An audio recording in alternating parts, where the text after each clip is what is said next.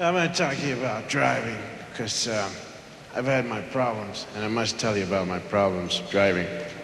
First of all, in different cities. In Los Angeles, who puts up the dip signs out there? Does it make sense to put up a dip sign 2 inches before you get to the dip? You're driving the car, so what's the sign? The sign says dip. If you want to help somebody, put it after you hit the dip, you know. You've just hit a dip. Thank you. I appreciate that. Now, in San Francisco, it's a different story. In San Francisco, they have these hills that have got to be the worst hills in the world to build a city around or in or on. It's fantastic. And it has nothing to do with shifting gears or anything. It's just that these hills are fantastic. They go straight up and straight down.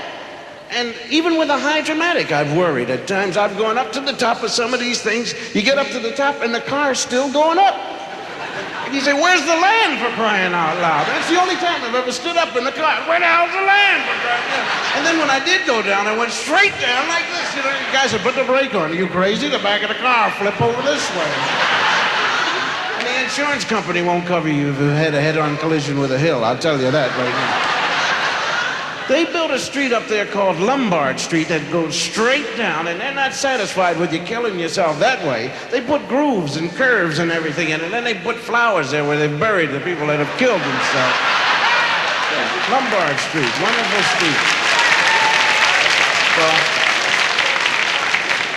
I had this Volkswagen. A guy lent me a Volkswagen. Now, I don't get along at all with the clutch. That's all there is to it.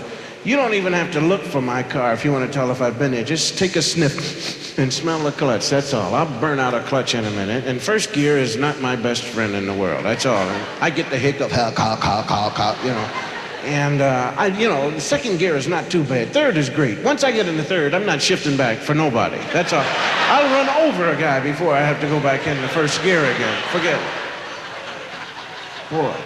So I'm driving around the city, and I had to take this hill because they put up a detour sign.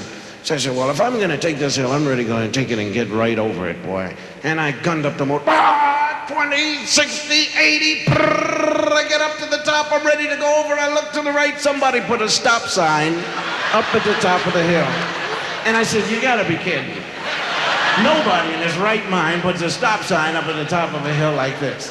I figured the city didn't do it. Some nut went out to the Army-Navy store, bought himself a stop sign, he's got a spyglass, looks through it, look, Martha, we caught somebody down there. So I'm caught, and I put the brake on. And I know if I'm in a hurry, I'm going to lose my right leg because all the blood's draining down to my hip.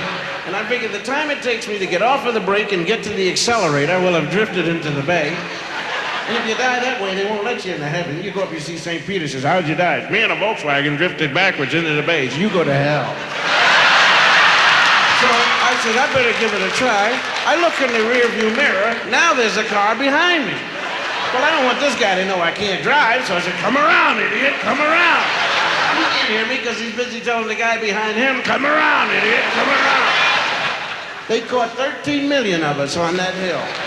And we all made an agreement. We put on the emergency brake and we turned it into a used car lot. That's all we did.